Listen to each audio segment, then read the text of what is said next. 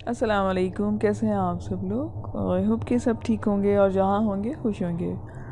आज की ये पहली स्टोरी मतीन ने रावलपिंडी से सेंड की है। आइए मैं आपको उन्हीं की ज़ुबानी सुनाती हूँ। ये एक बिल्कुल सच्चा आंखों देखा वाक़या है जो मैं आपको बयान करने लगा हूँ। मेरा अपने एक अज़ीज़ दोस्त के साथ जाना हुआ जो रूहानियत में मेरे उस्ताद भी हैं। हुआ यूँ कि एक लड़की अपने फैमिली के साथ आई थी इनके पास। उस लड़की की माँ ने बताया कि इस लड़की को अपने बेड पर बंदर नज़र आते हैं। इसके अलावा हैरान कुन बात यह थी कि सुबह इसके सारे कपड़े उतरे हुए होते और जिस्म पर लाल और काले निशान होते हैं। उसकी माँ ने बताया कि एक दफ़ा इनका रिश्ता आया तो लड़के वालों की गाड़ी का एक्सीडेंट हो गया जब वो रिश्ता देखकर वहाँ से जा रहे थे। इसके अलावा इन लड़के वालों को घर में आग लग गई और उनका बहुत ज़्यादा नुकसान हुआ। फिर इसके बाद ना कोई रिश्ता लाने की हिम्मत करता, ना ही कोई इस हवाले से बात करता। मेरे उस्ताद साहब ने फरमाया कि इसे देखो क्या मामला है। मैंने कहा कि आपके होते हुए मैं कैसे देख सकता हूँ। इस बात पर वो हंसे और कुछ लम्हे आंखें बंद करके उन्होंने खोली और कहा कि शैतान के 2 कबीले सिर्फ इस लड़की पर सवार हुए हैं। जब बंदरों के कबीले में से कुछ जिन्नात को हाजिर किया गया, वो हाजिर तो हुए मगर कुछ बोलने से इनकारी थे, यानी कि वो कुछ बोल नहीं रहे थे। उनसे एक बार पूछा कि क्यों और किसने मुसल्लत किया है, तो उन्होंने जवाब भी नहीं दिया। इसी दौरान वहाँ पर नेक मखलूक़ात में से कुछ ने इनको अजियत दी ताकि वो ज़ुबान खोलें, मगर वो कुछ ना बोले। तो उस्ताद ने फरमाया कि कुछ समझ आया? तो मैंने कहा कि जी, मेरी समझ के मुताबिक इस कबीले की ज़ुबान बंदी की गई है ताकि असल मुजरिम तक ना पहुँचा जा सके। जब ये बात वाज़ेह हो गई कि लड़की पर जो जिन्नात मुसल्लत हैं इनकी भी मुख्तलिफ़ तरीक़ों से ज़ुबान बंदी की गई है, जिनमें से सर फहरिस्त इन जिन्नात पर से ज़्यादा ताकतवर शैतान मुसल्लत किए गए थे जो इनको मुख्तलिफ़ तरीक़ों से अज़ियत देकर लड़की पर सवार थे। तो उस्ताद ने कहा कि इन शैतान के सरदार को बुला भेजो, जो चंद लम्हे के बाद हाजिर भी हो गया, मगर इसको सिर्फ वहाँ बैठे चंद लोग ही सुन और देख सकते थे। इस सरदार ने उस्ताद साहब से कहा कि जिस आमिल ने हमें भेंट और चढ़ावे दिए हैं हमें इसका काम लाजिम करना है। तो उस्ताद साहब ने पूछा कि उसने तुम्हें ऐसा क्या दिया है जो तुम जैसे ताकतवर शयातीन इसकी बात मान रहे हो। जिस पर उसने काफ़ी चीज़ें बताईं जो यहाँ बताने की नहीं है, मगर जो बताने की है मैं वो बता देता हूँ। उसने कहा कि इस आमिल ने हमें बुलाने के लिए कुफरिया और गंदे काम किए, फिर अपना ईमान छोड़ा। इस तरह की उसने बहुत सी बातें की। उस सरदार के साथ कुछ तवील बातचीत हुई, फिर उसने अपने शैतान को लड़की के ऊपर सवार कर दिया और जिन्नात से उनके हटाने की हामी भरी और फ़ौरन उन्होंने अमल शुरू कर दिया। शैतानों के जाने के बाद फिर जिन्नात को हाजिर किया गया तो वो फिर से खामोश थे, जबकि हम समझे थे कि अब जिन्नात की ज़ुबान खुल जाएगी और हमें ये सब मामलात समझाएंगे। इसमें यह मैं बात वाज़ेह कर दूँ कि उस्ताद मोहतरम वहाँ बैठे चंद एक असल मामला भी जानते थे, मगर लड़की के घर वालों को जिन्नात की ज़ुबानी सब कुछ सच सुनना था। खैर, चंद लम्हों के बाद ये इल्म हुआ कि लड़की के घर के करीब वाले कब्रिस्तान में कुछ तावीज़ दफन हैं जिनकी वजह से जिन्नात की ज़ुबान बंद है। कुछ गैर इंसानी खादमों ने जाकर वो तावीज़ निकाले और कब्रिस्तान से इन्हें बेअसर कर दिया। जैसे ही तावीज़ बेअसर हुए, जिन्नात ने ज़ुबान खोल दी और कहने लगे कि हज़रत, हम बहुत मजबूर हैं, हमें इस जादूगर ने अपने कब्ज़े में करके बहुत गलत काम कराए हैं। मैंने लड़की के घर वालों को आगही के लिए पूछा कि किसने भेजा तुम लोगों को और क्यों भेजा। इस जिन ने बताना शुरू किया कि फ़लाँ शहर में एक जादूगर है जिसके पास इस लड़की के चचा और चची गए थे कि इस लड़की की शादी ना हो और जल्द अज जल्द ये मर जाए ताकि इसके अब्बू की जायदाद इसके नाम न लग सके और कोई वारिस भी ना बचे, और फिर चचा कब्ज़ा करके वो ज़मीन भाई की मौत के बाद ले ले।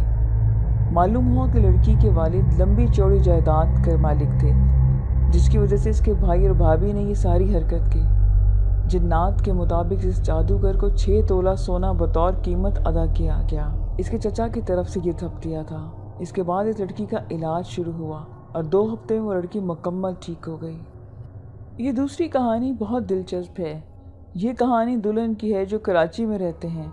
वो बहुत अच्छी तरह से इस कहानी के बारे में जानते हैं कि कार साज पर जो दुल्हन नज़र आती है। आज मैं इस कहानी को आपकी नज़र कर रही हूँ। ये वाक़या एक दुल्हन का जो कार साज के पुल के नीचे खड़ी नज़र आती है। टैक्सी रोकती है, लोग बोलते हैं कि वो ड्राइवर को कत्ल कर देती है। मैं आपको बताती हूँ कि इनकी कहानी जिन के साथ ये किस्सा हुआ मेरे अपने रिश्तेदार के साथ भी हुआ। जो इस वक्त नर्सरी में रहते थे, रात को टैक्सी चलाते थे। ये बात काफ़ी पुरानी है, मुझे तो इस वक्त इन चीज़ों के बारे में पता भी नहीं था। ये वाक़या हुआ तो हमारे ख़ानदान वाले इनसे मिलने गए क्योंकि इनकी तबीयत बहुत ख़राब थी। उन्होंने बताया कि रात में मैं टैक्सी चला रहा था तो टैक्सी कारसाज पर रुक गई। इस वक्त पुल भी नहीं था। मैं परेशान हुआ कि टैक्सी को क्या हो गया। टैक्सी से उतरा तो बोनेट खोला, सब चेक करके टैक्सी में बैठा तो पिछली सीट पर दुल्हन बैठी हुई थी। मैं उतरकर भागना चाहता था पर गाड़ी जैसे लॉक हो गई। वो दुल्हन बोली, मुझे लाल बाग छोड़ दो। उसने इस दुल्हन को लाल बाग के एक बंगले पर उतारा। एड्रेस दुल्हन बताती रही और जब बंगले पर उतरी तो अंदर चली गई और ड्राइवर कांप रहा था। उसने गाड़ी तक स्टार्ट नहीं की जा रही थी, न पैर उसका साथ दे रहे थे। उसने भाग जाने की थोड़ी बहुत कोशिश की। थोड़ी ही देर में एक बुजुर्ग आदमी इस बंगले से निकला। ड्राइवर को हौसला हुआ, फिर बताया कि ये मेरी बेटी है, इसकी शादी हुई, कारसाज वाले बाबा के मज़ार पर हाजिरी के लिए गई है। वापसी पर एक टैक्सी ड्राइवर ने मेरी बेटी की इज्जत लूटकर इसे कत्ल करके मज़ार के पीछे झाड़ियों में फेंक दिया। जब से ये इस टैक्सी ड्राइवर की तलाश में भटक रही है। आप डरो नहीं, घर जाओ, कारसाज पर कारसाज वाले बाबा का मज़ार है, जहाँ नीम गर्म पानी का कुदरती चश्मा है। जिसे जल्द की कोई बीमारी हो वह वहाँ जाकर नहाता है। लाल बाग में बंगला आज भी है, बिल्कुल वीरान खामोश। जिसको यकीन नहीं तो आप वहाँ जाकर देख सकते हैं। ये दूसरी कहानी मुल्तान से नौमान खान ने भेजी है। वो कहते हैं कि आज की कहानी को 2 साल हुए हैं। ये वाक़या हमारे घर के करीब ही हुआ। हमारे घर के कुछ फासले पर एक घर में एक आदमी रहता था जो बिल्कुल अकेला था। कौन था, कहाँ से आया था, इस बारे में किसी को भी कुछ मालूम नहीं था। मशहूर था कि वो काला इल्म करता है, ज़्यादातर अपने घर में ही बंद रहता था। कभी कभी दिन में कोई चीज़ लेने या रात में आता तो ज़्यादा बातचीत भी नहीं थी। किसी न किसी को कन्फर्म था कि काला इल्म ही करता है, बस लोगों का शक था। कभी कोई चला भी जाता पूछने या अपना मसला लेकर तो बोलता कि मैं सिर्फ दम दरूद करता हूँ, इससे ज़्यादा मैं कुछ भी नहीं करता। हमारे घर से दूर 2-3 बजे के बाद वो गायब होने वाले लोगों का शक भी हुआ। हमारे घर से 2-3 बच्चे भी गायब हुए। लोगों का इस पर शक भी किया मगर किसी ने एक्शन नहीं लिया। ज़्यादातर लोगों को बोला कि ये अपने काम से काम रखता है। खैर एक वक्त ऐसा आया कि 3 दिन गुजर गए, इसके घर का दरवाज़ा नहीं खुला, अंदर से ही बंद था। लोगों ने सोचा कि न जाने बीमार है या मर गया। आखिर ये फैसला हुआ कि दरवाज़ा तोड़ दिया जाए। दरवाज़ा तोड़ा तो लोग चीख कर बाहर आए। कुछ तो उल्टियाँ करने लगे, किसी को चक्कर आ रहे थे। मजबूत दिल वालों ने दरवाज़ा फिर बंद किया और दूसरों को बताया कि इस आदमी की लाश पड़ी हुई है जो 4 हिस्सों में है। फिर पुलिस को बुलाया गया और तफ्तीश शुरू हुई। इसका कोई सगा ना मिला। फिर लाश को ईदी में दे दिया। वो घर मस्जिद वालों के हिस्से में दे दिया गया। मालिक मकान ने ये सब मसले तो हल कर दिए, पर रात अजाब थी। इस घर में रात को बहुत से रोने की आवाज़ें आने लगी या फिर चीखने की आने लगती। आसपास वाले परेशान हो गए, बच्चे डर से बीमार होना शुरू हो गए। फिर मस्जिद वालों ने घर को पाक साफ किया और पढ़ाई की, पर कोई भी असर ना हुआ। मस्जिद की कमेटी ने किसी आलिम को बुलाया, वो इस रात घर में रहा। दूसरे दिन इसने फर्श का एक हिस्सा खुदवाया जिसमें से छोटी छोटी मटकियाँ निकली जो कपड़े से बंद की हुई थी। इनको बंद ही रखा गया और आलिम इनको अपने साथ ले गए। फिर बीच समंदर का पानी मंगवाया गया और इस पर पढ़ाई की गई। उसे खुदाई वाली जगह में डलवा दिया गया और पूरा घर पाक साफ हो गया। आज इस घर की जगह मदरसा है, बच्चे पढ़ने आते हैं इस घर में और लोकेशन पूरी चेंज कर दी गई है। कारी साहब भी वहीं पर सोते हैं। सरगोदा से ये स्टोरी सरवर ने सेंड की है। ये मरी से कुछ आगे पहाड़ों में घिरा एक छोटा सा खूबसूरत कॉटेज था। इर्द गिर्द बहुत सी घास और रंग बिरंगे फूलों की क्यारियाँ थी। देखने वाले एक बार तो इस जगह की खूबसूरती में खो जाते। इन सब के साथ भी ऐसा ही हुआ। उन्होंने इस वीरान जगह को ये जन्नत का टुकड़ा देखा तो जोश से पागल ही हो गए।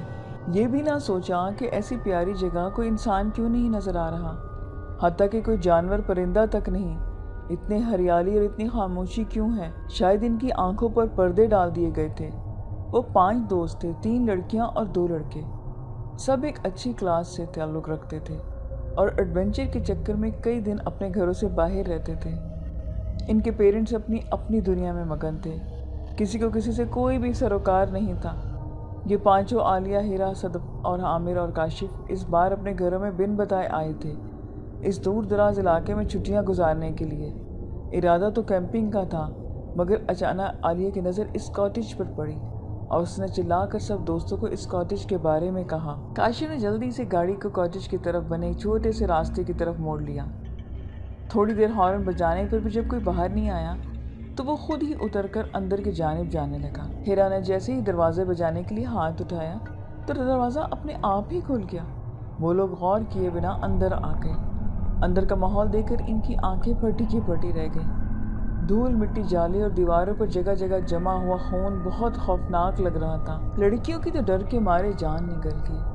جیسے ہی سب لوگ واپسی کے لیے پلٹے، دروازے کی جگہ سپاٹ دیوار دیکھ کر ان کے ہوش اڑ گئے۔ پھر اتنے میں ہنسی کی آواز سن کر سب نے مڑ کر دیکھا۔ وہاں ایک خوبصورت سی لڑکی کھڑی تھی۔ کون ہو تم اور یہ سب کیا ہے؟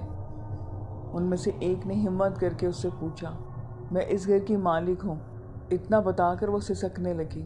کیا مسئلہ ہے ہمیں بتاؤ، ہم تمہاری مدد کریں گے۔ تم لوگ میری مدد کیا کرو گے؟ آپ لوگ تو میرے مہمان ہیں، آؤ میں آپ کو اپنے کمرے دکھا دوں۔ سب نے کہا کہ مگر یہاں تو بہت گند مچا ہوا ہے اور یہ دیواروں پر خون کیسا ہے؟ وہ بولی کہ تمہیں یہ جاننا ہے کہ یہ نشان کیسے ہیں؟ میں تمہیں ابھی بتاتی ہوں۔ اس کے ساتھ ہی وہ ان کی طرف جھپٹی۔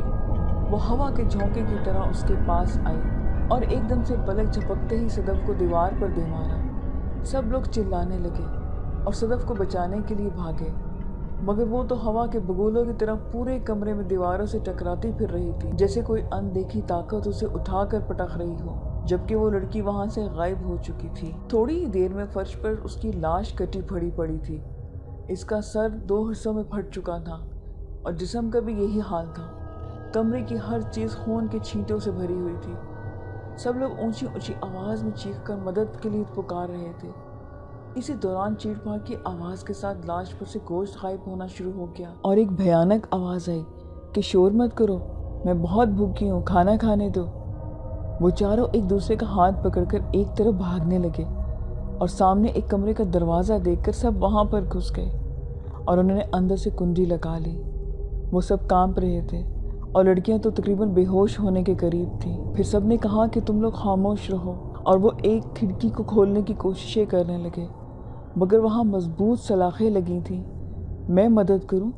ایک سرگوشی کی سی آواز آئی۔ جیسے ہی اس نے مڑ کر دیکھا تو اس کی ایک زوردار چیخ نکل گئی اور ان سب کے حواس کام کرنا چھوڑ گئے۔ وہاں وہی لڑکی بھیانک روپ میں کھڑی تھی۔ اس کے لمبے بال چہرے کو آگے کی طرف لٹکے ہوئے تھے، بڑی بڑی بغیر ڈیلوں کی سفید آنکھیں اور کٹا پٹا چہرہ، اس کے منہ سے خون بہہ رہا تھا۔